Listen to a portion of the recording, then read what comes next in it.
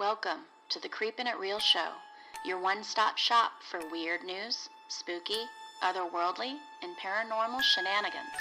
We'll take a dive into what's going on in creepy pop culture. You can follow us on Twitter at creepin_it and like us on Facebook at The Creepin' It Real Show. Do you have a paranormal story you'd like to share with us?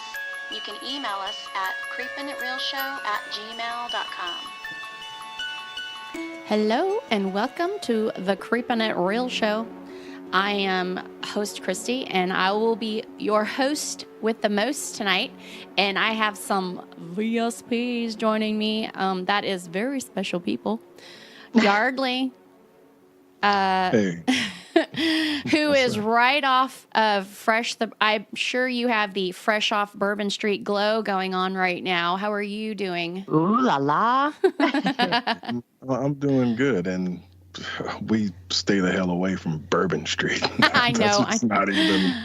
But yeah, a lot of serious quarter action. But everything was good. Had a great time. Can't really complain, and happy to be here to talk some Bigfoot stuff. So glad. I mean, you seem to be formulating full sentences, so I can tell that your brain cells are still intact, which, by the way, y'all, I apologize. I am on pain pills right now from a tooth problem, so it might be a little bit loopy tonight, but we're going to make it work. Yeah, we'll push through. Make it work. Yes. By the way, Yardley goes to Mardi Gras every year, and I only imagine the stories that he has to tell that he will never tell. And that's what's so great about Yardley. He is a compartmentalized dude, man. He does his thing and he doesn't cross over or share crazy shit. He just, yep, that's the Yardley of Mardi Gras. Yep, that's the Yardley of Creepin' It Real. Yeah, you know. Don't cross the streams, y'all. You know how it goes down with our folks out there. But yeah, everything was fun. I mean, this year, I will say this: the same thing that happened last year happened this year with somebody drunk killing someone. During Mardi Gras. Not in your group. Gosh. So it did happen. Nah, nobody in my group. Like, well, you really are tight-lipped. Yeah, well, it was actually one of the people who were scheduled to be one of the main float people for their particular crew. The guy that drove through the crowd? Being like a second line behind the float since she had, got killed. But yeah, that's the only shitty part about it is sometimes people, take it too far. Are you talking about the guy that drove through with his car and hit people? Or somebody else? Yeah, well, that happened last year, but it also happened this year as well. Same day during Endymion, same thing, driving drunk. Shit. Yeah. So same parade, same situation. Can you take a fucking Uber? Seriously. Like, if you're going to be around a crowd and you're drunk, just Uber. I don't get it. But anyway. Or walk. Seriously. Also with us this evening, day, morning, whenever you're listening to it, is our resident hot librarian that Comic-Con can't get enough of, Moni. How are things in SoCal? What's that? How are things in SoCal? Cold as shit, man. Uh-oh. We don't pay all this money and deal with all this traffic to have it be like raining and 40 degrees every day. I don't know what's going on. But other than that, everything is good and everything is very exciting. Can I shamelessly plug for a second? Absolutely. I know what you're plugging, and I think it's amazing. I'm so excited. So I am on the Comic-Con schedule at their sister show, WonderCon. And I will be joining me will be creators David Barron and Brian Stelfreeze. We're also going to have some amazing publishers and retailers join us for a 1:30 p.m. panel on Saturday, March 30th. And also I'm going to be joining Scott Snyder on Sunday at 4 p.m. at WonderCon. And both of these events are open to everyone. So if you are around, I highly, highly suggest you come by. And it's just a celebration of fandom, talking all things comics with different people who work in comics from different angles. So there's lots of different perspectives coming in. And we are very, very excited. We're going to have some swag at the Scott Snyder event on Sunday. And I'm finally able to share this. I've known about it for weeks, but we have not been allowed to say anything. So super good news. Also at WonderCon, for those of you strictly horror fans, there's going to be a Chucky panel. And there's going to be a La Llorona signing. And I think usually when there's a signing, there will be like a secret, unannounced panel that's going to happen. So there's definitely going to be some exciting stuff for horror fans going on as well. Nice. That's awesome. Wow. Golf claps. Bringing it up, girl. That's awesome.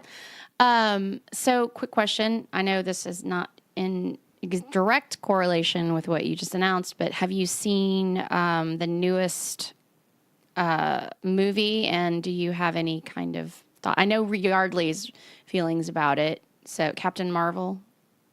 Oh, yes. I did see it. It's not perfect. I'm really happy, though, that they made it, and I'm happy that it's doing well, and I hope it continues doing well. And I'm going to go see it again because it actually doesn't have anything in it that I wouldn't let my 6-year-old see. So she's very excited, and I'm going to take her back. Is that what you do normally? Is you just go and vet it first yourself and then decide to? Yeah. She usually ends up watching the Marvel movies at home with us, but in this particular instance, since we're doing the girl power thing, I'm going to have her come with me for this one. Good. Yeah, I don't think that there's anything that's too out there that's in it. Seems to be a pretty solid family flick. Yeah. Some stuff scares her, but it's not. This one isn't scary, so. Sorry. Well, I hope she enjoys it. I mean, apparently, it did pretty good globally as well. So I think it's sitting at 455 was their weekend haul. So that's pretty good. Yeah, I mean it's a big haul. It beat, which I'm shocked, it beat Black Panther, which was like a big deal. So that was a big opener. So oh yeah, international. Yeah, yeah. Their number for the opening weekend, but lots of people will tell you, even when you look at promotional materials like the Star Wars movies and certain other things, is that China doesn't really show up for movies with black leads. So even the posters for Star Wars, the ones that had Finn prominent, he was less prominent in the posters for China. So it's a little bit that's bullshit. Different. But I think what it is that it's always good because Aquaman had a great haul.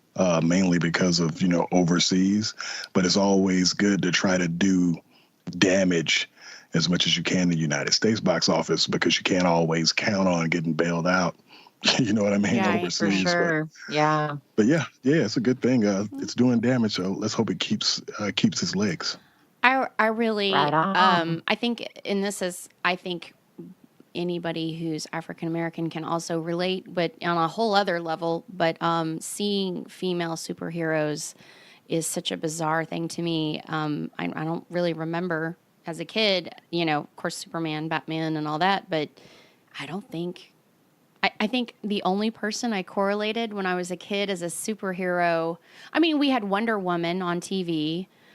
So that's true. I forgot about her. But as far as movies and this is so weird, but this is Adventures in Babysitting. Elizabeth Shue, to me, was a superhero. I don't know why, because it's so not a superhero movie. But in my mind, I thought she was a superhero. But so it's so nice to see. It's so nice to see black leads in superheroes and women, and now they're talking about and trying to get a gay one. Why not? I don't think there's anything wrong with that either. So, hell, I mean, all it does is open the door for more plots for superheroes and everything. So, the more the better. Bring them all in. I think it will open up some great stuff. So, yeah. It's exciting. It's also branding though, because if you've got a good brand and you've built up a lot of goodwill with putting out decent stuff, it also makes it easier for you to take chances. Exactly. And let's be honest, how many times can we remake Superman or Batman? I mean, I'm just done with it. Spider-Man, those three have been played to death. I'm just... Wait a minute. Spider-Man is never played out. That's my favorite. Oh, I can't do it anymore. Especially the new one. It's I love Spider-Man, but every few years we've got a new one and it's a different person and a different storyline. I just let's cool, that's awesome. Spider-Man's great, but let's bring in something new here. Like, I just cannot. And for a while, that's really all you would get is sequel upon sequel upon sequel of those three. So I'm just happy that we've got, you know, Wolverine and Marvel and Black Panther and what's my favorite? Deadpool. I mean, I like Deadpool because he's fucked up. And of course, I like him. That's the only kind of superhero I like is the deeply, deeply flawed ones. But that's probably why I loved Batman when I was a kid. But anyway, so moving on. I'm just happy that we're not forced to just see complete regurgitated stuff of those three, and we have actually branched out into other. And they finally realized the value of it. It took them long enough, but anyway. So, as Yardley had mentioned earlier, we are finally going to discuss the Bigfoot. Like, I'm surprised it's been how long? A year and a half? We have not talked about him yet. So, I'm assuming there's women Bigfoots S's too, but we call it the Bigfoot. I also decided to loop in all the other big, hairy cryptids out there. Yeti, swamp ape. I think they're kind of the same thing. But anyway, before that, we're going to dive into some really fucked up stories that our eyeballs have unearthed this week. Moni, I literally laughed out loud when I read this because you just cannot stop with shit. I cannot stop with shit. Please reveal this one. Came across my news feed from multiple sources. One of them actually is my husband's cousin. He has the funniest shit on his news feed, and literal shit in this case. And the story is trapeze artist with diarrhea shits on 23 people. And this was supposed to have been courtesy of the Belgian circus, which arrived in Valencia, Spain, and that 23 spectators who were underneath the trapeze artist were covered in shit. But I just want to say that since I did see this multiple times on my news feed, here's your buzzkill librarian lesson in evaluating your news sources. This is actually a parody site. This is not a true story, as funny and hilarious as it is. But I just couldn't resist both sharing the story because we all know I'm apparently the poop queen, feces princess am I. What a title to be honored to have. I'm going to buy you one of those sashes that... with the emoji queen. Of the poop. Yeah. With an emoji poop-shaped crystal tiara. Like the emoji. I was going to say, can my crown be poop-shaped? I love it. Hey, brown diamonds all the way. I think that could be, yeah, exactly. I think that could be like a superhero if we really want to dive into it. But let's move on. Captain Poop Queen. Oh my God. It. So, not a true story, but a funny scenario. Evaluate your news sources, people. I was just talking to which keeping us honest. I was just talking, which I don't know why this is reminding me of this, but maybe because that one was not true, but there are some crazy shit stories going on, and not necessarily just shit, but things that could actually happen. And one of them I just listened to last night. Yardley, our mutual friend Carrie, was telling me a story about how she was in an airplane coming home from an international flight, and was kind of sit back in her seat, and the row in front of her, the guy that was sitting in the window aisle was asleep, and everybody was basically asleep except for her. In that row, she was kind of just la la la hanging around, and all of a sudden the guy in the window seat spontaneously woke up and projectile vomited at the same time, vomiting on the next 4 people across the row in his seat. Did his head spin around too, or no, did not happen? But they were all asleep too, so they woke up to vomit being spewed on. Because we were just talking. I was talking about how I can't even watch my kids vomit. Like, I've been diarrheaed on, peed on. I've picked boogers out of their hair, but when they've puke, I puke. Like, I cannot see anybody puke. I just puke. And so she was talking about this story, and I'm like, honestly, I would believe that a trapeze artist diarrheaed on 23 people because, first of all, it's very specific. It's 23. It's not 20. It's not 25. 23 people. So you're like, wow, really? 23 people? That's pretty Like, specific. who counts that afterward? They're Yeah. like, raise your hand if you were 1, shit 2, on. 3. But the thing, but like after hearing, real life stories, you're kind of like, I would not be surprised if somebody did. Finally, a trapeze artist diarrheaed on somebody. It was just waiting to happen. Hey, what was the movie that came out with, it was the pie eating contest and then everybody Oh, that started was throwing up over each other? Stand By Me. Okay.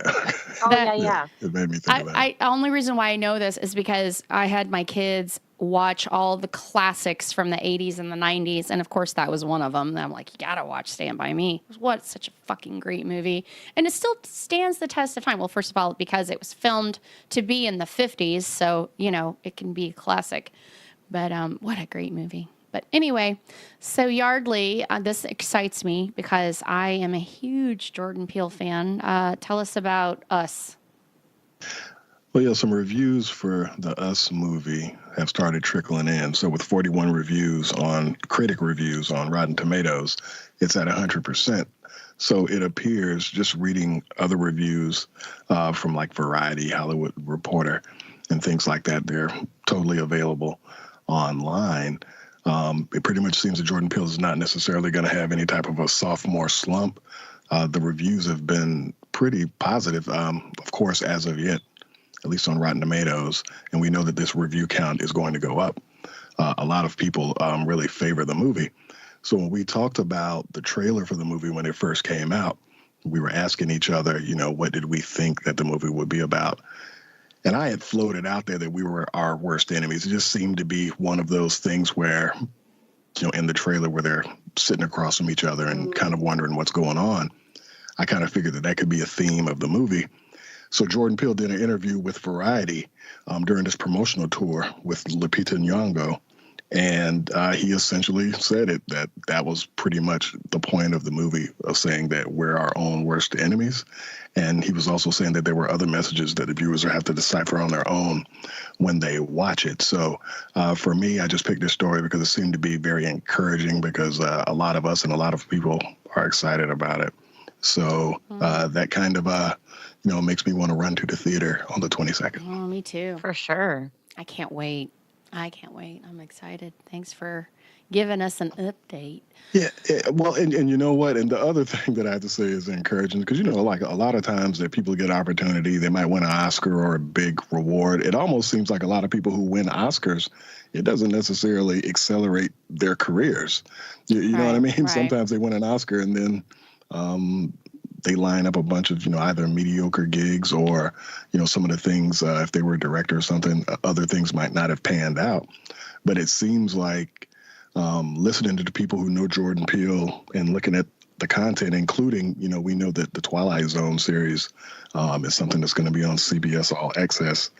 But it seems like horror and things of this nature, and if you read up on him, it's been, even though we know him from the comedy, it seems like a lot of this stuff has been brewing for a long time, which might be even more passion than what he was doing with the Key and Peele show. I was getting ready to say really quick, sorry to interrupt you, but it just makes sense to me because I was a huge Key and Peele fan, and I don't know how much he had control of the input, but a lot of their senses of humor on those shows and those skits were so dark that I can completely see making this transition. Like, it just makes a lot of sense to me. And to know, hopefully, that it's because he had an input with that show, it makes me happy. Because I didn't even know about it until a friend of mine, a random friend, recommended me to Key and Peele show.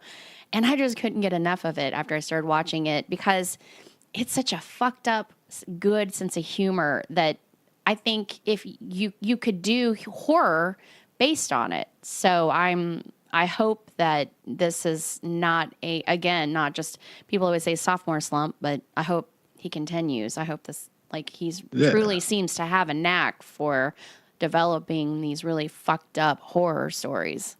Yeah, well, he has that knack also, is because he's actually a student of film and film history. So I think that helps him out a lot. And I mean, he's confident and he's taking advantage of the opportunity of being a hot commodity, and he's delivering. So he's pretty much already set. Yeah. Yeah.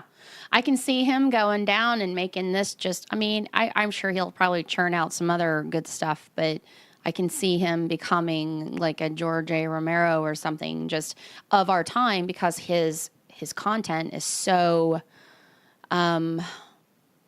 it's not, I don't even know how to explain it. It's just such a, I love it. I love the darkness of it. And I think that he nails some truths that people really don't want to face in such a great way that I hope that he continues. He's awesome. I'm a huge For fan me, of and Moni, his. what do you think about this? Do you think that he's more, I don't really think that he's, I don't think that he's necessarily a overt political person with the stuff that he puts out, but it's more No. content that's about self-reflection.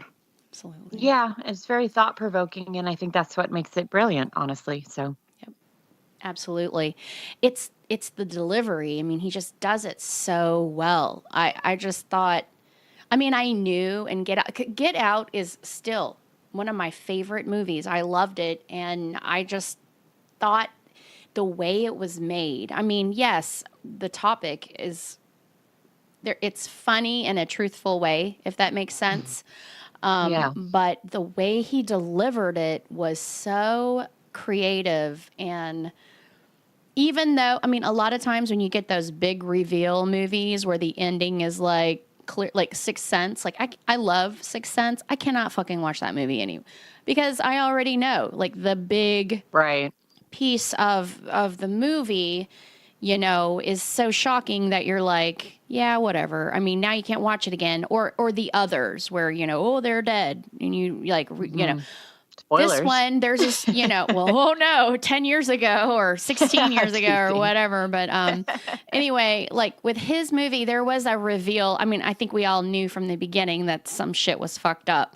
And there was a lot of foreshadowing, but I still, because of the way he made the movie, I don't care. Like, I still want to watch the movie. So I've watched it so many times. Anytime somebody comes over and is like, let's watch a movie, I'm like, have you seen Get Out? And they're like, no. And I'm like, well, we're watching it then. And they're like, how many? Have you seen it? And I'm like, yeah. And they're like, well, we want to see. I'm like, no, you're watching it. And so we watch it again. It's so good. And so I just, yeah, he's got some good talent, and I hope that he continues because I really like him. I'm going to stop talking now. Again, pain pills. Sorry, Yardley. Stole your thunder.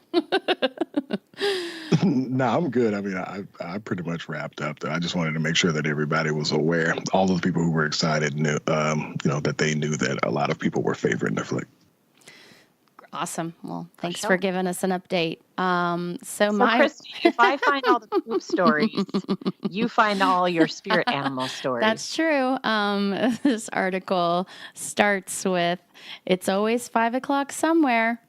And for one woman, the right time for beer apparently occurred in a Target dressing room, which, first of all, a little backstory behind me. I hate going to large stores like Target or Costco or anything with a lot of people where you have to park like 5 miles away in the parking lot that's giant and walk and get in there and you're getting your, I hate it.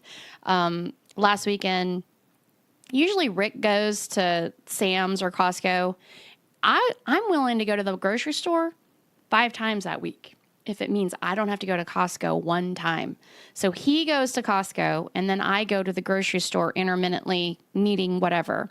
But I've also learned, which this is not a plug, we have no sponsorship with them, but HelloFresh is fucking awesome and has kept me from having to go to the grocery store several times. So I do everything I can to avoid anything in the public that I cannot drink in because, as Moni understands, being an empath is exhausting and people suck the life out of you and you don't want to be around a lot of people. So I avoid it at all costs. So this lady, maybe she's an empath or maybe she just wanted to get drunk in a dressing room. Why do we need to jump to conclusions just now? Let her talk, people. Anyway, Alicia Johnson, 21, was arrested after she drank a 6-pack of beer in a Target dressing room in California on Saturday, police say. I didn't have a problem with this until I realized that she took the beer and didn't pay for it. So she was literally like stealing the beer and going into the dressing room and drinking. Now, if she'd brought her own damn beer and sat in the dressing room, by all means, go to town. Why can't you just sit in your private little hovel and drink? But she didn't pay for it, so that is a problem. For over an hour, cops say she made the dressing room her personal bar and drank the entire 6-pack of beer. Love it. This sounds Maybe she's hiding from her kids. You don't know. Really? Exactly. This bar sounds like the bar of my dreams. It's bar for one. Yes, please. After consuming the alcohol, she left the store without paying for more than $200 of items she carried out of the store with her. Probably drunk. Although since she drank the beer I'm assuming she was trying to steal it all. But anyway. She was detained by Target's loss prevention team and later booked into San Joaquin County Jail. Moni, go bail her out. Come on. She faces some shoplifting charges. Maybe we should start like a GoFundMe. Anyway. She's got GoFundMe for all these kindred spirits, like Christy's kindred spirits GoFundMe. Yes, right. In addition to 3 other warrants for prior misdemeanors, so she's a thief. Anyway, her outstanding warrants include charges for petty theft, battery on person, and resisting, obstructing, delaying a law enforcement officer or EMT. Oh, shit. Her bail is $60,000, and she is set to appear on court Tuesday morning. Yeah, but gosh, I mean, very few people have warrants and don't know that they have warrants. And seeing as she's probably a person who knows that she has warrants, shouldn't you be doing less shit to bring so you true, in? right? You don't want to be blatantly easy for a minute. Exactly. We don't want to be. And first of all, I have been to Target and tried clothes on. They watch. I'm sorry, but I was shocked at in my Target up in the suburbs. They watch your dressing rooms. Like, they're like, hey, how is everything? Hey, how the hell did she get beer in there is my question. Like, they won't even they won't let you take your cart or any of your shit in there, just the clothes. So question, how in the hell, how does it take you an hour to drink a 6-pack of Stella Artois to begin with? Number one, that should have been the first question that was asked. Now, see, she did it wrong. See, I would have taken my Yeti cup in there with me and like poured that shit in my Yeti and been like hid the beer in the clothes and then poured it in there and then walked out and sipped and shopped. I mean, I think Target's missing a major opportunity here to allow people to drink and shop at the same time. I mean, they brought Starbucks in. Why can't we have alcohol? Like, I don't get it. We have a mall right up the street from our house called Avalon, and they are one of the first malls around here. I'm sure it's every street corner in California, but that allows you to, it's an open mall, but it's all like upscale stores, and it's an awesome place. Everybody's always, you can't even fucking find a parking space there. But you can drink, there's open bars, and you walk up to the bars and you get your alcohol and you can go to each store and shop, which, surprise, surprise, has upped their sales revenue. Well, really, you don't say people that drink buy more things and have lower impulse control. I never would have figured that out. Why hasn't Target? Seriously, like, come on, you're missing on a major opportunity here. Just saying. So that's my cry out for the week. Target, come on. I'd actually go to Target if you guys offered some alcohol. Just saying. Nobody's surprised by that, though. But not with. So we'll move on to our main event, the Bigfoot. So I the first thing I did was for Moni and Yardley is put in that meme where it's Bigfoot riding the Nessie and it says your argument is invalid. I don't know why. I just thought it was funny, but yeah. So we're gonna discuss the hairy cryptids tonight, and why not? Ooh. It's time. I'd like to read as opposed to the bald ones, right? The bald ones, like Billy and yeah. Mm-hmm. The Baldwins, like Billy and Alec and all the other whatevers. Yes. And the ones that nobody cares about. Exactly. So here we go. So the sources are Smithsonian, History Channel, Wikipedia, Animal Planet. I There's probably a few other smaller ones, but those are the main ones. Moni, you want to get us started? I'm good with your sources as long as no trapeze Sasquatch shits on anybody. So that in would be 1958 amazing. Sorry, go ahead. Yes, it would. Sorry, you were sipping. I thought I was good to go. Oh, no. In 1958, journalist Andrew Gonzoli of the Humboldt Times highlighted a fun, if dubious, letter from a reader about loggers in Northern California who discovered mysteriously large footprints. Maybe we have a relative of the abominable snowman of the Himalayas, Gonzoli jokingly wrote in his September 21st column alongside the letter. Later, Gonzoli said that he'd simply thought the mysterious footprints, quote, made a good Sunday morning story, end quote. But to his surprise, it really fascinated readers. In response, Gonzoli and fellow Humboldt Times journalist Betty Allen published follow-up articles about the footprints, reporting the name that loggers had given to the so-called creature who left the tracks, Bigfoot. And so the legend was born. There are various wild man myths from all over the world. In Western Canada, the Stissales First Nation have the Siskets, the supposed origin of the word Sasquatch. However, the modern U.S. concept of Bigfoot can be traced quite directly to the Humboldt Times stories from 1958. Even though loggers blamed acts of vandalism on Bigfoot, Allen thought that most of them didn't really believe in the creature. It seemed that they were just passing along stories with a legendary flavor. Still, the story spread to newspapers all over the country, and the TV show Truth or Consequences offered $1,000 to anyone who could prove that the existence of Bigfoot. Yeah, so again, real quick, from reading the stuff that I did, the whole research and shit that I had to do, I mean, again, I think all of these are basically related, but Bigfoot and Sasquatch, from what I can tell, are the exact same thing. Like, they're just named differently depending on who you talk to. So, just FYI. Doesn't it also seem to be like a regional thing as well? Like, right, whoever you Sasquatches are more, yeah. Wherever you're living, and then especially with Native Americans, because since they kind of made the word Sasquatch, but also, like, I would say Bigfoot, but a lot of people up north would say, a lot of them would say Sasquatch. So anyway, interesting how, but it is the same animal. All right, well, once Bigfoot's story went public, it became a character in men's adventure magazines and sheep trade paperback novels. In these stories, he for Bigfoot was definitely was a primal dangerous creature out of the past who lurked in the modern wilderness. By the 1970s, pseudo-documentaries were investigating his existence, and films were portraying him as a sexual predator. Okay, what? Sorry, but what? I haven't seen those films. I don't know most those of the time stories. I see something with Bigfoot. That's a special kind of porn right there. There's definitely no footage of that. Funny. Definitely no footage of that one, even though we've got some footage. We don't have any of that. That's interesting. Unless we've just been missing it on Pornhub. I don't know, but... So in the 1980s, Bigfoot showed his softer side. He became associated with environmentalism and the symbol of the wilderness that we need to preserve. One big example is the 1987 movie Harry and the Hendersons, which portrayed Bigfoot as a friendly, misunderstood creature in need of protection from John Lithgow and his family. I love that movie, by the way. Yeah.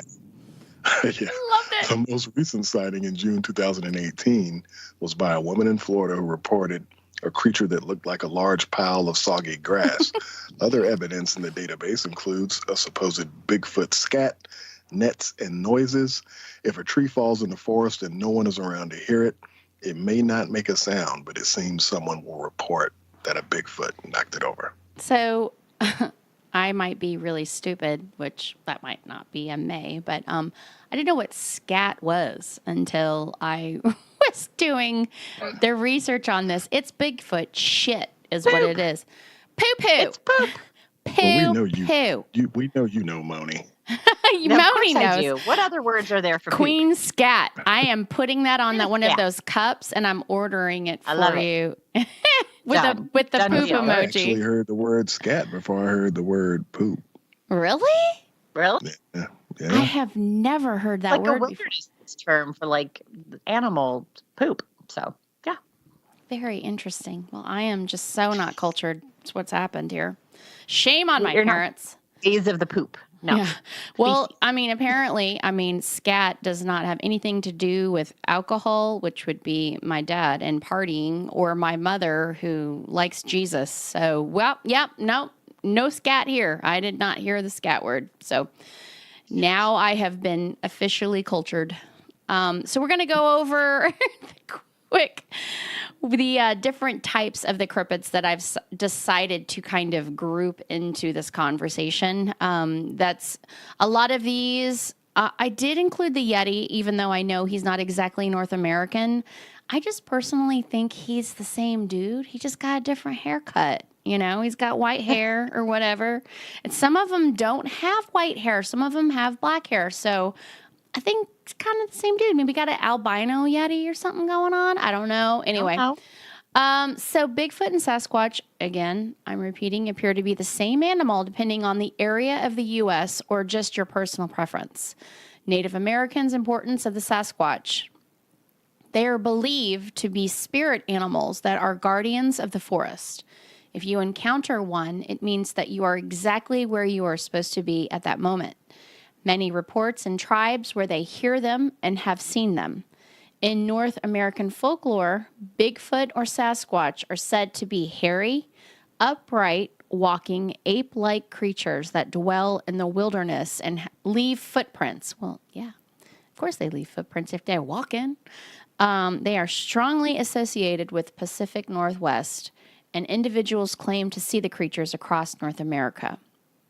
Yetis, in the folklore of Nepal, the Yeti or the abominable snowman, which was previously mentioned, is an ape-like creature taller than the average human that is said to inhabit the Himalayan and Siberian regions of East Asia.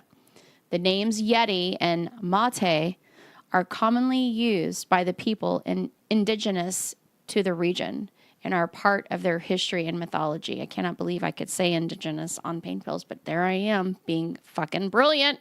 Once again, yes, I'm patting myself on the back. Sorry. Moving on.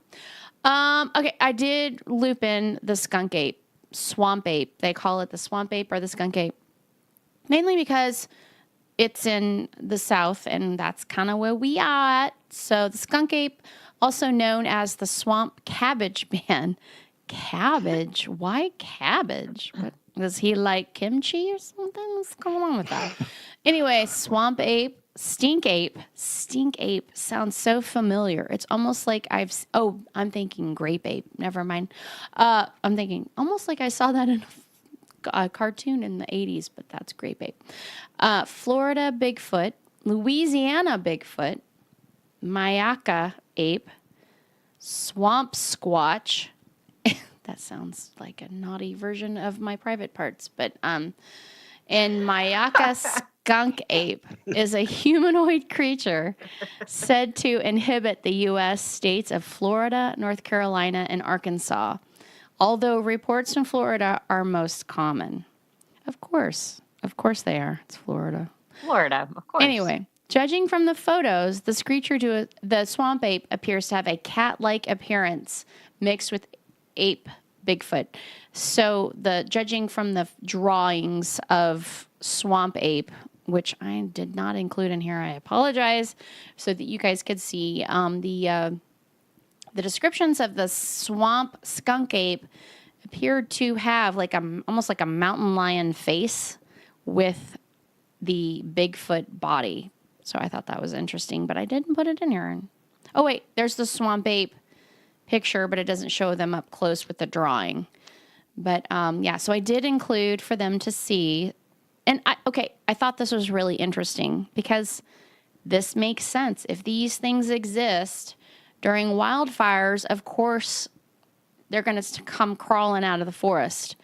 And a photographer recently emerged on Facebook and posted a photo in 2015 from a forest fire, seeing one of these guys coming off the mountain, and you can it's hazy. You can see there's clearly kind of smoke in the air. And Thomas Markham picture recently emerged on Facebook. It was presented by California Native Entities and Bigfoot Forum. The backstory is that the picture was taken by Mr. Philip Newell. It was taken near the rural community of Hyapom in an area in NorCal, which is currently surrounded by wildfires. I mean, that's an interesting picture. So Yeah, for sure. Somebody snapped it, and I think, wow, that really does make sense. I mean, you see all these wildlife fleeing the forest. If something else in there, they gonna leave too. So, wow, I never even thought of it. It kind of blew my mind when I saw it. So, God damn, I'm still talking? Okay, yep, I am. Oh, no, I'm not. It's your turn, Moni. Thank God. It surely is. You can't drink a wine.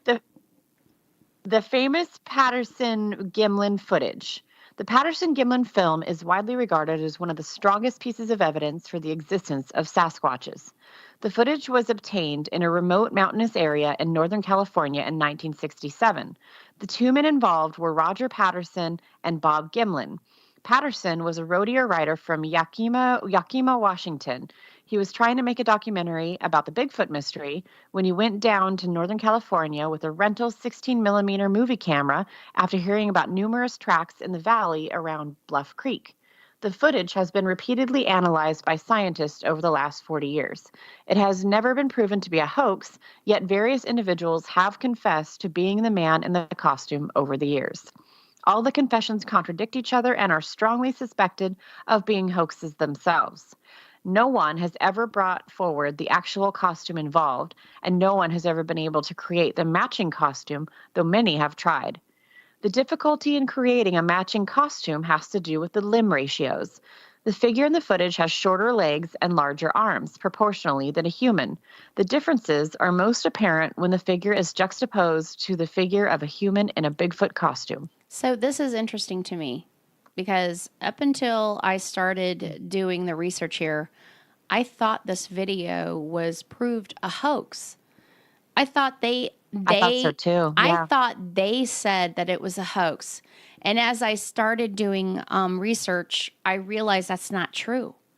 And then I started looking at, there's several scientists out there that say also the picture doesn't really do it justice. And the picture to me, like I have a picture on our notes, looks fake. But I was watching some of the videos, and that's the video I had you guys watch, is this person saying that you can clearly see the muscles moving under the hair, which they could not recreate at this time. So I find that I was shocked. I did not include this piece in the show until later, and then also put the video in there because I thought I wasn't going to touch this video with a 10-foot pole because I thought it was fake. I thought they had already assumed it was fake. And then reading on it, and I was like, holy shit, no, that's not true. They're actually saying it's not proven fake, and the people that are admitting to it being a fake have like zero credibility about it. I'm not saying like I believe it then. I'm just saying that's really interesting that what I just clearly was reading the wrong resources. So anyway. Yeah. Well, I don't know, but whenever you take a film like that, and you're claiming that it's one thing, the burden of proof is on you. You can't show a video and then tell the other person prove that it's not. You know what I'm saying? What I said it is. Exactly. And also a lot of the things when they're talking about, you see the muscles rippling, a lot of that stuff is light bouncing off of that hair. You know what I mean? It's not necessarily, like definition and muscles, but it's one of those things where if like you squint your eyes tight enough and have enough shots, you can see that those are muscles, you know what I'm saying, rippling. Sure. So, but what do y'all think about it? I mean, to me, I'm like, I call bullshit on it. Yeah, but I do too. Yeah, it's just, what are some of the things as far as Bigfoot sightings that we always notice? Like most of the time when someone has a video, like the links that you posted to some of the videos of sightings, Christy, like most of these videos, it's always the thing from the back. And it's always from seemingly like from a certain distance, like the distance created between the camera operator and whatever it is. If you look at a lot of these videos, it's kind of interesting how the distance for a lot of them, not all of them, seem to be roughly the same area. And then there are videos that were recorded with devices in like 2013, 2014, devices that we know that you can zoom in on. Like none of these people ever zoom in on it. The tapes always stop abruptly. It's just so bullshit. Well, and the fact in this case that he happened to be looking for that, I'd find it just slightly more believable if you were in the wilderness, hiking or for some other reason. I give that one a definite, like, I'm not a believer of that video, and I'm not sure I'm a believer of Bigfoot. I do think that I'm just one of those people where there's smoke, there's fire. There's got to be something like that. Like and that's what we talked about last week. Is a population like this would have to have, you'd have to have a population. So there has got to be more than just one. However, if they're highly intelligent, they could be. But we are also in the age of cell phone cameras. Everybody has a fucking camera everywhere they go. But on the other hand, again, as we talked about last week with the large creatures, large mammals have few babies. So while there has to be more than one, there could only be a couple, possibly, if they're around. And that's if you're like this definitely could have existed. That's if you're categorizing Bigfoot as a literal dwelling animal on the planet. Now, we'll get into some theories later, but I kind of put Bigfoot in with the Nessie category, which we already understand where my head lies with Nessie. I don't think the Earth is exactly like especially with the stuff that I do, we just understand energy is different in different places on the Earth. There is some stuff going on that we cannot decipher or comprehend at this time. I don't know if these people exist or these creatures exist. I don't think it's necessarily a Neanderthal or some weird off, piece from us. I think it could be in that category of not necessarily belonging here, but possibly hanging around. If you do think that they belong here and you do think they exist, there's some other theories that would back that up. But anyway, we'll move on with that. But I just personally, I'm not sure what to believe. I just feel like something's going on. There's just too many reports. There is only so many bear sightings that you could watch and think that that's a bear, or not think it's a bear and it's something else. And I don't know. I mean, I'm just I'm kind of like the Me Too movement. Like, you are saying something happened to you. I'm sorry. I'm going to believe you. It's not as serious, but it's just something that I'm like, so many people report these things. There's something to it. Now, what is it? I don't fucking know. Chupacabra. It's all chupacabra. Chupacabra is always to blame. Yeah.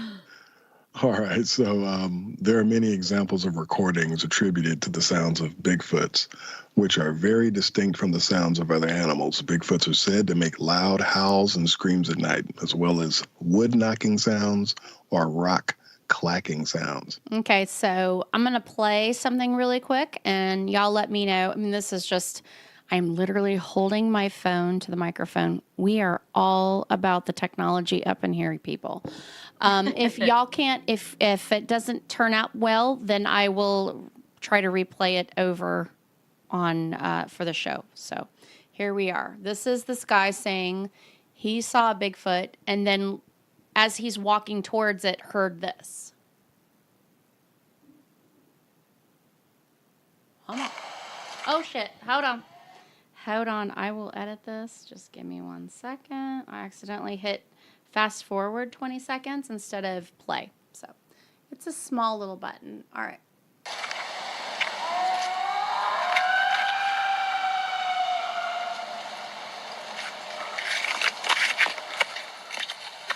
Did y'all hear that? Yeah, it sounded like a drunk guy at the Crew of Toast parade. You're like, I hear that at Mardi Gras every year. So the video is a little different. So I don't know what the whole like setup is, but he's in the forest and he thought he saw something and he starts walking towards it and he heard that sound. Now, I don't know what the fuck that sound is. And maybe there's some animal specialists will be like, oh, it's blah, blah, blah. But if I was me, my, subdivision suburban ass is walking in the forest and thought I saw a Bigfoot or something and start walking and I hear that, I'm all turn around and kindly dismiss myself. Sorry, but it sounds like someone's screaming, and I don't know what that is, but if someone's making that kind of sound, it just doesn't sound. I've seen enough horror movies. I'm getting the fuck out of the woods. Me too. I mean, we always make fun of people that are like in horror movies doing stupid things. Like this is where I'd tap out and be like, well, this was fun, but no. Well, let's talk a little bit about what these cryptids are. So the first theory that we're going to bring to everybody is that it's a rare primate. The most prevalent theory is that Bigfoot is a highly evolved great ape of some sort. Bigfoot giganto theory is an interesting concept that says Bigfoot may trace his family tree back to a giant 10-foot tall ape species known as Gigantopithecus, Blackie. The massive creature I've heard of Gigantopithecus, but I never knew it had Blackie at the end of it. But the massive creature went extinct around 100,000 years ago. But some researchers speculate that Giganto may have evolved into what we call the Yeti in Asia. Yeti ancestors may have then followed ancient humans across the Bering Land Bridge to North America during the time of the last ice age.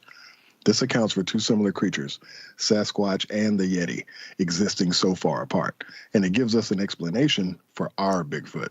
As nice and neat as this theory seems, there are many problems with it from a paleontologist's perspective. But even if Bigfoot didn't evolve as a result of the Giganto connection, by most modern accounts, he does seem to be some kind of ape. There's no fossil record of apes in North America, but that doesn't necessarily mean anything. Fossils don't preserve well in forests, and there are many scavengers to clean up any carcasses. However, it's hard to explain how such a large creature could leave so few clues that it even exists. In the end, this theory still presents us with a flesh and blood creature that biologists ought to be able to track down. We also spoke on this a little bit earlier. It's almost like there does have to be, as many people that say that they have saw something or another, there still has to be more evidence, because these aren't small things, and things that tend to be big can have a propensity to be clumsier. And we also know that the taller you are and the bigger you are, as you age and gain more weight, you're going to become more clumsy. You're going to have more problems. You'll probably be dragging your feet more. You're going to have more issues. So that would probably make it easier for someone to possibly be able to, to track something down like that. So that's why I don't believe it's an actual, just a run-of-your-mill rare primate running around. I just don't think that. Like mine's probably more a fantastical theory, but I certainly don't think it's just some ape we've never discovered. It's just, you can't, that's not possible in my mind. Like, not possible.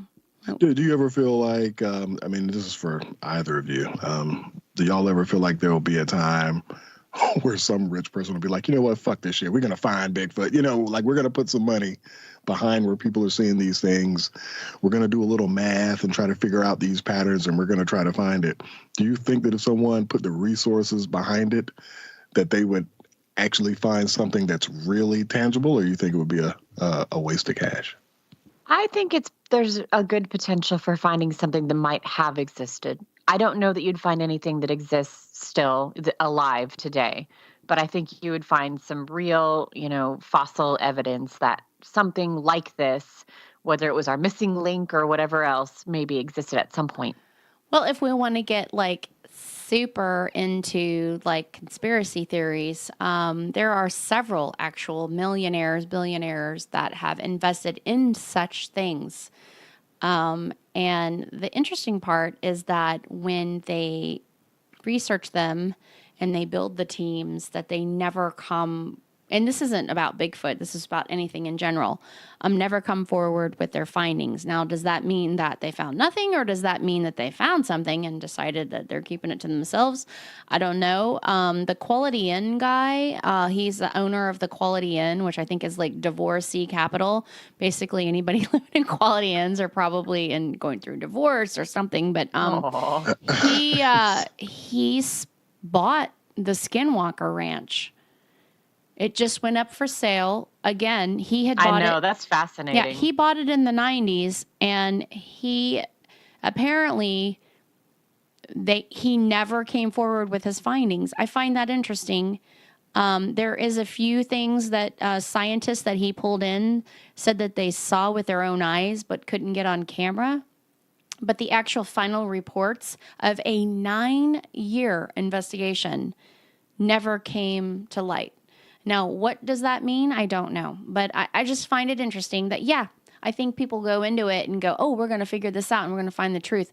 And then maybe when they find the truth, they're like, it's either so bad, like it's nothing and they don't want to share it, or it's something and they don't want to share it. I don't know. But I am all on board with trying to figure out that maybe human condition isn't what we always think it is.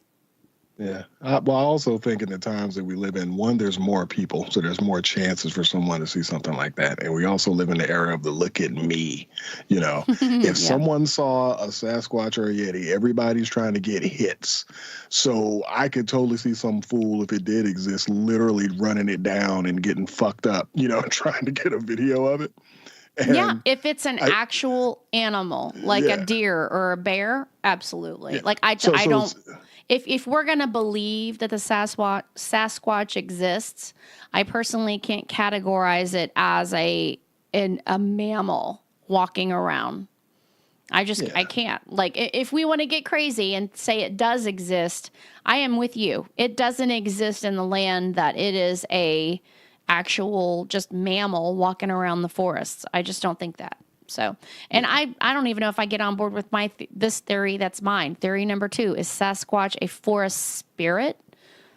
I mean, okay, what if this creature doesn't exist in the natural world at all? It's just luck and happenstance that the only people who ever see Bigfoot are totally unprepared to document their encounter. It's an odd paradox that a creature so secretive that it has not even been properly documented by science seems to readily reveal itself to moving cars, hunters wearing orange camouflage, and teenagers wandering along dirt roads. Of course, even in this age, where everyone is carrying a smartphone with a camera attached, nobody who claims to spot Bigfoot ever snaps a picture. Sure, if they're startled when shaken up by the encounter, but during tsunamis, earthquakes, street riots, and every other terrifying event, people will record video and take pictures. However, some witnesses will claim to observe a Sasquatch for 30 seconds, and it never occurs to them to take a photo. Why? Well, why? Is it possible that Bigfoot is a forest spirit, a supernatural guardian of the earth and the woodlands? Might this be why witnesses report being mesmerized by encounters? And might this be why so few have the wherewithal to go for their cell phone camera? Indeed, in some parts of North America, Native Americans regard Bigfoot as a supernatural being, and often a messenger of the natural world. This is similar to the way the indigenous peoples of Nepal and Tibet view the Yeti, a spiritual entity. Perhaps Europeans and modern researchers have missed the mark, so to speak, when it comes to understanding the true nature of the Sasquatch. Maybe there is so little evidence because there is simply none to find. You know what, though? I could see being mesmerized. I could see stumbling upon something like that, and honestly being afraid to move, too. Like, if you move to get your phone, what if it hears you and, like, comes after you or something? So, I agree. I totally agree. I mean, let's be honest. I mean, when we're off doing stuff, like, I can't even take a fucking picture of my dog or my toddler in the moment. By the time I pull my phone out and I've got the camera on, It just it's too late. And so, I mean, And you're I'm not even scared of them. So totally. yeah. I'm not even saying this is the truth, but I'm saying I can completely get on board with the understanding and justification that they're making. For sure. So another theory, and please excuse me, I've been like choking to death in between everyone's readings. I've had this worst throat thing. Theory number 3 is that Bigfoot, it might be an alien. Some people believe that Bigfoot might be an alien species dropped off here by visitors from another world for reasons known only to them. As odd as it sounds, there does seem to be a correlation between increases in Bigfoot sightings and increases in UFO activity. But what point, maybe there's increases in people making moonshine, is what I'm wondering. Yeah. But at what point could there be a strange relationship between aliens and Bigfoot? Maybe these Sasquatch creatures are a type of experiment. Aliens would leave them on our planet for a while and then collect them again after a period of time. Since they are apparently so similar to us, the alien visitors may be able to see all kinds of results that exposure to our earthly environment has had on them. Maybe this is a kinder, gentler way for aliens to get information about the human race rather than all that inconvenient abducting and the probing. Perhaps Bigfoot is a hybrid. Sorry. Yeah, probes. Perhaps Bigfoot is a hybrid of some sort, a cross between humans and some kind of creature that exists on the alien homeworld. Or maybe an alien race is somehow attempting to reverse engineer human DNA, and this Bigfoot creature is the closest thing they've come up with so far. The Bigfoot alien theory is certainly among the most bizarre of the Bigfoot theories. We could speculate forever, but alien involvement definitely could explain why no specimen has ever been captured, why no carcasses have ever been found, and why Bigfoot seems to be here one instant and gone the next. Yardley, take us into my personal theory. Okay, well, let's talk about our 4th theory, which is Bigfoot as an interdimensional entity. So it's now becoming acceptable in physics to say that there are alternative universes. Some Bigfoot sightings have been accompanied not by lights in the sky, but rather weird flashes of light in the woods. Also, sometimes in massive footprints just in. As if he was walking along and just disappeared. Some people even claim to have seen a Bigfoot vanish into thin air. Therefore, he must be warping in and out of our dimension. Sasquatch could be observing mankind to determine an effective means of communication, or perhaps the species hasn't figured out a way to communicate with us beyond physical manifestation. Maybe what eyewitnesses find as distorted realities of another realm bleeding into the fabric of our own space-time continuum. Real quick, I watched a shit ton of videos making this this document, and so many of them. And listen, again, this is YouTube and videos and TV shows. Who knows what or who are making these? I just, again, where there's smoke, there's fire. I just really think, like, yes, are a majority of these probably fake? Probably. Are some of them maybe have an inkling of something? I really think, like, there's something here to this. And the biggest crazy fact about these sightings is that you see footprints and they get the cast, or they see them in snow. And even in the snow, it's like 4 prints and they disappear. And there's like a whole field of snow right in front of these 4 prints, but it's gone. Like, what happened? I don't know.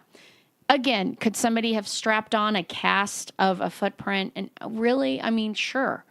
It's just weird to me. Like, if this thing exists, it's like, to me, what Nessie is. I think Nessie is a interdimensional species. Like, it has found some sort of wormhole. It was either from another dimension or from another time, and it just accidentally swims through this bad boy and gets sighted because it's like, what the fuck's going on here? Where am I? I just was swimming around in my prehistoric time, and then boom, here I am. But I think, to me, it's the same thing kind of with Sasquatch or Bigfoot. Is he's walking around, he's, jumping through some dimensions, and then boom, here he is.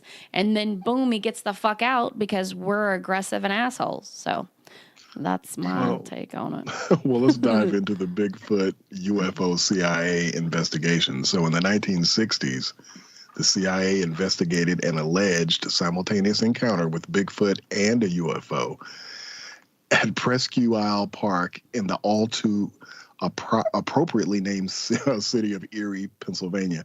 Have you ever heard of Presque Isle State Park? No, before this? I had never heard of the story ever until I did this I've research. heard of Erie, Pennsylvania, but I I've have never too. heard of that. Erie, Pennsylvania is a particular lot state of, park. which interesting enough with this story, Erie, Pennsylvania's got a lot of UFO sightings in general. But this one to me, I was like, wow, I had never heard of it before. Okay, well, the ensuing reports were documented as part of the infamous Project Blue Book, during which the government investigated thousands of cases involving UFOs. Presque Isle is a peninsula arcing out over Lake Erie to form Presque Isle Bay, one of the state's most visited summer tourist destinations. On the night of July 31st, 1966, 4 tourists from New York found their cars stuck in the sand after spending the day relaxing on Beach 6 of the peninsula. One member of the group, Gerald LaBelle, was sent to call a tow truck while the others remained in the car. Around 10 p.m., the police on patrol stopped to ask if they were all right. After being informed that help was on the way, the officers said they would check back within the hour. When the police returned about 35 minutes later, the group said it witnessed something weird going on up there, pointing to a location in the sky above a wooded area. One of the group's members, Douglas Tibbetts, went to investigate along with 2 officers. The 2 women in the group, Betty Clem and Anita Hafley, remained in the car while they waited for everyone's return. Tibbetts and the officers walked roughly 300 yards up the beach before hearing a honking of the horn, or the car's horn, hurrying back to see what happened. Clem and Hafley, clearly shaken, said they witnessed a dull black shape, bigger than a man, big head and shoulders, arm-like appendages, no hands, no face visible, as though it had its back turned in front of their car before it lumbered into the bushes. When Clem blew the horn, a scratching sound on the hood of the roof of the car was also reported. In the end, this creature was dismissed by investigators as a raccoon. Really? Come on. I mean, whatever it was, like a raccoon. Yeah. Despite the lady's very distinct description of a bipedal humanoid figure. But what about the UFO? The UFO was described as an angular craft emitting red and orange lights before descending down to the beach, where it radiated a beam of white light that tracked something into the woods. But eventually it took off at an incredible speed to the north, shortly after the women encountered the humanoid figure. In the early hours of the following morning, officers patrolled the area where the craft allegedly landed. The report says they noticed the presence of 2 unusual triangular marks in the area coinciding with the craft's landing zone. The officer writing the report said, "I have no reasonable explanation of the UFO," and described the witnesses as credible. Investigation of the case was eventually abandoned, remaining unsolved to this day. Project Blue Book report dismisses the group's testimony as possibly a hoax, though no definitive conclusion was ever made. Could the Presque Isle incident be the result of a window area where archetypal beings from another dimension entered our universe? To this day, the witnesses maintain their accounts of what happened, and many others have come forward saying that they too saw a UFO above the peninsula that evening. Yeah. So, I mean, whatever. You mean to tell me that I wasn't pronouncing Presque? What was I saying? Presque? What did I say earlier? Was I saying Presque Isle, or was I? Because I think I'm trying to read. You were saying no. You were saying Presque Isle. And that's okay. Yeah. Okay. Yeah. Sure. I know you could be right. And I Out could of be all wrong. of that, Nah, you're worried you're about right. your grammar. You're like, Well, what? I was worried- like, oh boy, what does he have to say? He's going to be controversial, and you're worried about how you It's like this. pronounce. I'm slaying these long ass words, but then I'm saying fucking Presque instead of Presque. But anyway, I didn't even. You know sorry, what? I didn't mean to intercept, but I'm like, damn. Oh, good. I never once distinguish that the both of you said that any differently. So but that could be the pain pills talking. But anyway, I thought you all said it the same. So when you were like pointing out that you said something differently, I'm like, what are you talking about? Oh yeah, you did. Yep. Now that you say that, you did. I didn't point it out. Listeners were. That motherfucker said rescue. You know That's what I mean? true. Motherfucker, what is it? Or somebody from here being like, these words are hard. Words in general are hard. These words are hard. So let them come at us. Exactly. And they would have been like, you bastards. I am from Presque. And Moni said Presque. And I'm very, very particular about how we're ignorance. Ignorance. The rain in Spain falls mostly in the Presque plain. So, besides all this crazy, I think you guys know where I stand. I think that if a Bigfoot, Sasquatch, Yeti exists, it's probably a interdimensional being. Yardley, I want to hear your take. What do you think about all this? I mean, once you get to a point where when something starts off as basically something that somebody says they saw or couldn't identify roaming around the woods, evolves over time to jumping in and out of dimensions and being involved with with UFOs, that in itself kind of makes me doubt it. But just for me, I just think in the times we're living in, I think the odds of someone running across something like that and being able to provide a little bit more definitive evidence, I would think that there's something to it. I just think that it's hard for nobody or a group of people to have not run into something like this. And if something like this did exist, I don't think that it would be around now. I just don't think that conditions and, with people doing so many things, it's just hard for no one to have ran across more things that are tangible. So for me, I'm in your eyes are playing tricks on you. Because one of the videos you showed, there was one video that you put links to that we watched, that I watched on YouTube, where I think the guy was walking with someone and then he told them to run home. And then he started kind of like running through the woods trying to chase after it. Yeah, that was weird. Yeah, it's pretty weird, but that was another one of my cases where this particular person is telling someone to run home. He sees something, and then he's like booking through the woods, and then, of course, stops like everybody else does, like 40, 50 feet away from the thing. And then there was one guy who had his backpack who was walking, and I guess the camera was on his backpack, and then the part that they highlight is by this tree that's covered in moss. Mm-hmm. And I'm like, if you watch when the guy's moving, it just seems like, first of all, the camera was kind of shitty. Mm-hmm. It just looked like moss, but as he was walking, the slight angle just made it look like something else. And then he's circling it, basically saying that it was a Sasquatch. I mean, it was a Bigfoot or something. So I just need more evidence. And at this point, let's just find the thing that's running around the woods before I start, talking about interdimensional travel. I am absolutely happy that you watched those links, because I posted them for myself and forgot that they were there and didn't watch them. So because I watched them too. Scourging the internet and looking for stuff. You did our homework, did you? I know. I'm sorry. I watched so many that those three, I was like, okay, I'm going to put these up here and watch them later. And that was just before I shared the document with you, and then forgot they were there until tonight when I was scrolling through, and I was like, oh shit, those are still there. Didn't watch them. So thanks for explaining those to me. I'm sorry that I'm going to come in on the middle. I'm going to come in on the middle with this. And I'm going to say, based on all the research I did for last week's show, that something like this really might have existed. I think that we are evolving, or have evolved, or it evolved to where being that large and having your needs met. And I'm talking about being able to get enough food, being able to, procreate fast enough and keep your species going was too difficult, kind of the way that the dinosaurs are believed to have become extinct, that, you're too big to sustain. And I believe that other dimensions quite possibly exist, because there's just too much weird, unexplainable shit in this world that there isn't either aliens or other dimensions or both or whatever like going on. So that being said, why can't Sasquatch have existed in the past and somehow the little whatever keeps us between ourselves here and the other dimensions gets thin and we see something for a minute? Who knows? Like, I'm just never going to say never because I haven't had it proved otherwise either way.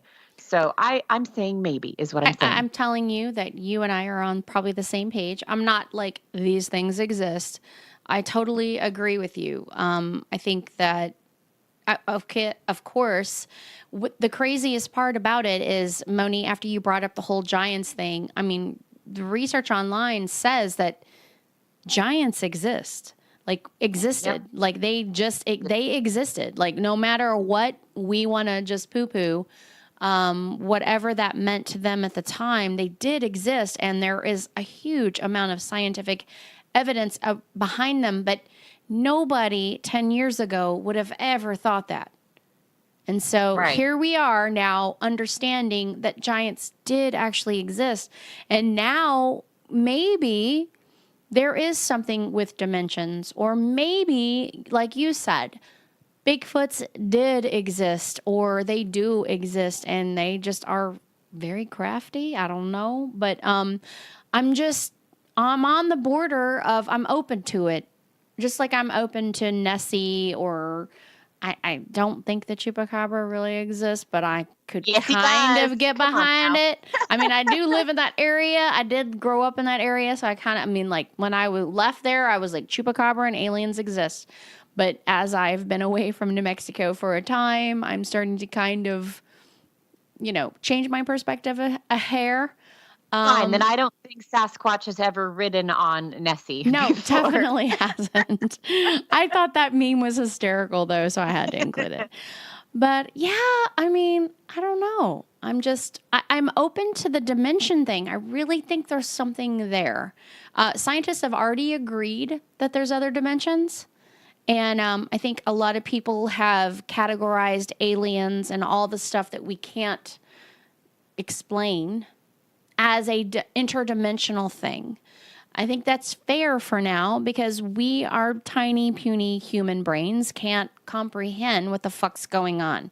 So that's my thing, and I think it's interesting to talk about, and I'm so glad that we covered this this topic. Finally, I think it's something that we should have, us knowing us, shocked we didn't do it before. So glad we finally did. I would also like to ask you guys to please give us some kudos, reviews on the podcast apps that you're on. I don't know which the fuck y'all listening on, but and then also if you guys have some good topic requests, we'd love to hear about them because I'm always open for stuff and definitely open if it's coming from listeners. So if you're on Facebook or Twitter or Instagram and you find us, please come in and say, would you please discuss this or that? We would love to hear that.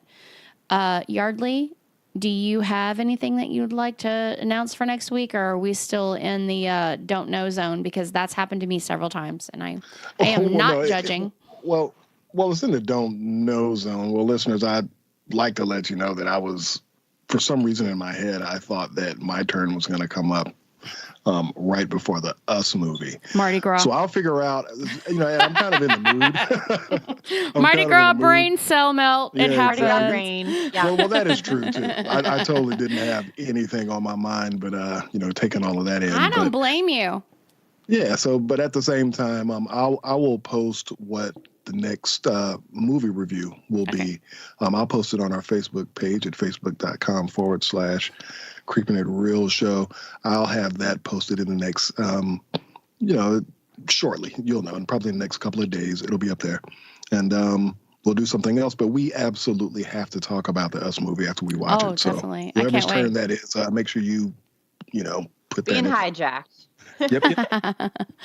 We are building this film up so much. I refuse to be disappointed about it. Like, I refuse. I will not be disappointed by Us. I will not. Well, you know what? It's funny. Like, as excited as I am, well, I want to say that I'm probably more curious than super excited. Mm-hmm. I'm I'm more curious about Us movie, but I'm more excited about trying to see what the hell they're going to do with Chucky. To be honest with you. Yeah, so not even on my mind, Chucky. I am focused on I'm focused on Peel. Like, it's so I'm funny. all about Pet Cemetery. So Oh, that's we all another each one. have our thing right now. I am looking My forward to Pet girlfriend Cemetery. saw we saw the poster when we were out seeing Captain Marvel, and we were like, we're gonna go see it. So my girlfriends and I are gonna go see Pet Cemetery and get away from our kids for a while. Yardley, I hope you got your interviewing boots on, because the person that I know has officially requested an interview for us to interview Greg Nicotero and some of the people on the Creep Show when is it going to be? Because I will fucking fly out there. I don't know yet. I will let you know. And he is all but almost guaranteed that we will get something. So I'm not missing that. You're going to have to put me in a fucking straitjacket. I am going to lose my shit, because I told him, I was like, you don't understand. We are huge fans of Creepshow. Like, and I said, Yardley and I'm like, and I thought that we introduced Moni to it. I didn't know if she had seen it yet. I can't remember, because it's been a show or two. Yes. I said, but we are huge fans of Creepshow. We grew up on Creepshow. This is our thing. And he's like, oh, I cannot even imagine that he would turn you guys away. You're Atlanta. They're filming in Atlanta, and you've got a big show, and you're huge Creepshow fans. He's like, it's all but a given. I just have to figure out who you're going to be able to talk to.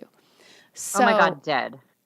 I am dead. I just talked to him again last Friday. I met with him again, and he was like, I just put the official request and explained what's going on. And I'm like, oh my God, I'm so excited. Y'all, if this doesn't happen, I mean, bear with us. I'm sorry, but I am so excited I had to say something, because holy shit, this is huge to me. Like, how awesome would this be, Yardley? Like, how awesome. Well, it's cool. I mean, he's cool. From all of the other shows that I've done, our bread and butter was interviewing actors, directors, and things like that. I'm actually probably better at doing that than just standard podcasts. Right. So if it happens, you don't have to worry about me shitting my pants, because I've got hundreds under the belts. I am so happy. This is why Yardley is on the show, by the way. Really quick story, talking about Mardi Gras. I met Yardley at Mardi Gras, and through a mutual friend, and that's how we bonded. Was we were both on podcasts at the time, and that was kind of how they introduced us. Yardley, this is Christy. You guys are both on a podcast, and this was probably 6 or 7 years ago.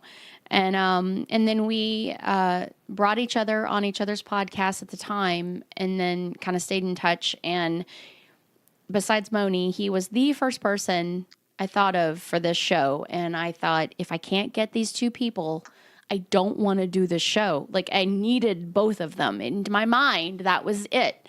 And so, again, I just think that because I knew your experience, and I knew that you had the podcast thing down, and I needed it. And that's what I know. And I knew Moni had the humor and the wit. So it was like, I needed those things, and I'm going to bring it in. I'm going to bring it home. So I'm so glad that I have both of you. I have no control over this. We all share control.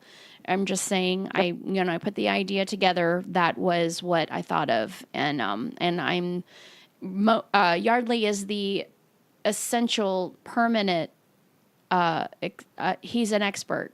And so I am excited to bring him. I hope to God we get this interview. And I trust you to bring it home. And an expert in, well, it's all about preparation. You take your notes, but you fully expect it to go off the rails, because one of the things about conducting interviews is, Kente and I would do them live. And you could have a list of let's say you got 15 or 20 questions that are prepped. Well, you might talk to someone and they might answer 11 of them in one. You know what I mean? Exactly. You know what I And mean? you're So like, you have to skip forward. Yeah, absolutely. You have to be able to kind of respond to those types of things happening, because Right. it will happen if you do it enough. But you have to, drive the conversation and make it interesting. So, hopefully things will fall through. And even if not, creepers, I think I'm gonna go through the old Rolodeck and try to, line us up something, because I do think it would be a cool thing for us to have interviews, not only interview people in the industry, but probably other podcasters. It's one of those things where the more people that are involved and the more content that you can bring to the listeners, the better. So I'll definitely carve some things out. I would love to bring Kente back, especially, is Kente involved in the Game of Thrones stuff that you guys do? Or Chris? He's not, but he does come on, behind the iron, at times. So, and you already know, Kente's already said that he's down to come on, and Chris has as well. So, we got to make that happen. I love having people on here. I just think it adds something really great. So, I will definitely get back with that, and then I will definitely give you guys an update on the Creep Show stuff, because I had a conversation with this guy who does the filming of Creep Show, and the stuff that he shared with me, I cannot share, but from his personal view, who is an actual Creep Show fan, and the Creep Show, which again, we are not a sponsor of, Shudder. Shudder is the one that's posting these shows for Creep Show.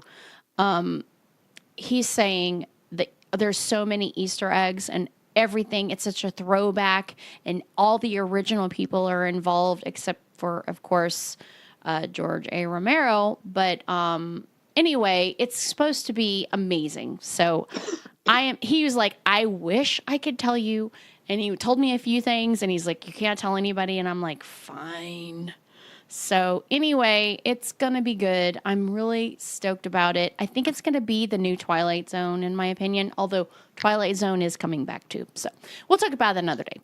But anyway, Yardley, would you like to give us your follow credits, please? Yes, you can follow me on Twitter at militant_marker. Moni? How can we find you? I am Rebel Moni on Twitter, and I am Moni Bear on Instagram. And real quick, I am watching the case against Adnan Syed. There we go. From the Serial podcast of a few years ago. It's now on HBO, and it's very, very interesting. I posted about it on our Facebook page. If you want to watch along with us, I would love to discuss it with you guys. Awesome. Thank you. That's something I should look up. I'm always looking for some good Netflix stuff. They're doing it once a week, so it's only had the first episode so far, but it's really interesting. Netflix? No, HBO. Oh, HBO. They're talking about Netflix. I'm like, wait a minute. What? No, Sunday nights on HBO for the next 3 weeks after yesterday. Awesome. Hey, real quick, I'm going to post tomorrow, which I was supposed to post today, but I had some tooth problems.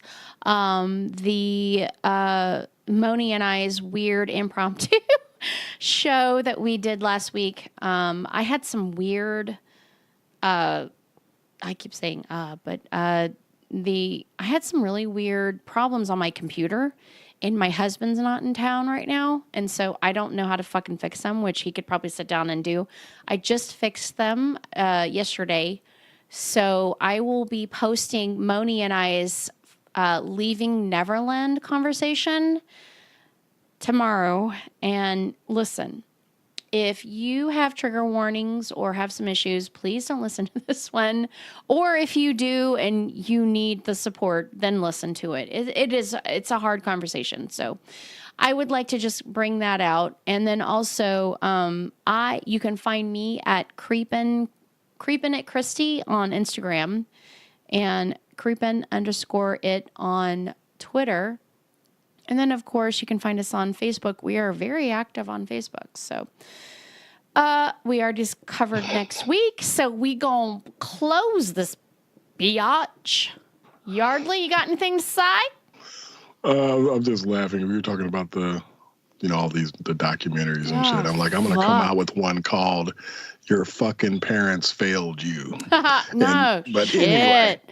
Dude, anyway, you'd make I don't have billions. anything else to add, but the conversation damn. was fun. I'm glad you picked that topic. First of all, like, I think Moni has the same feeling. Like, as somebody that's come from some crazy bullshit when they were a kid, I am, like, I let my kids to have some freedom, but holy shit, these people are just, God Oh, damn. yeah. I mean, this There's isn't as bad. There's not that fine a line between giving your kids freedom and, I don't know, not sleeping with their rapists, a la the what was the one Abducted in Plain Sight? That's exactly what I was getting ready to say. Is it might not be abducted in plain sight, but it is goddamn close. That's all I'm saying. Yeah. I mean, you got to have like basically everybody's got fucking star humping. Like they just want to be in celebrity world and Give like you my child if I can be in your presence. take my for a child. few Take weeks. my child. That's.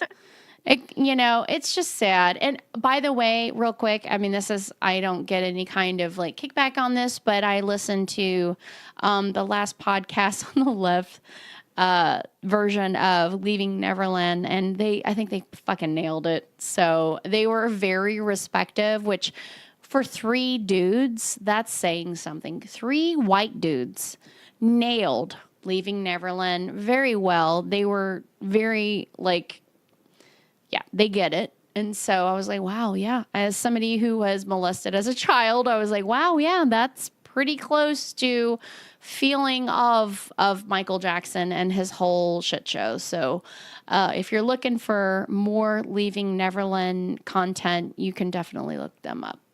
So with that, I want to thank my co-hosts because they have worked with me wonderfully the last couple of days, and I appreciate it.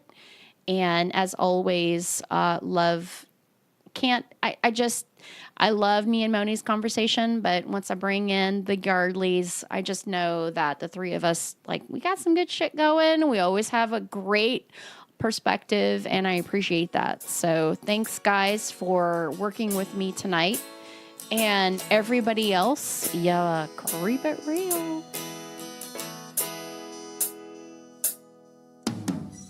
Walking down the street, all the honky people.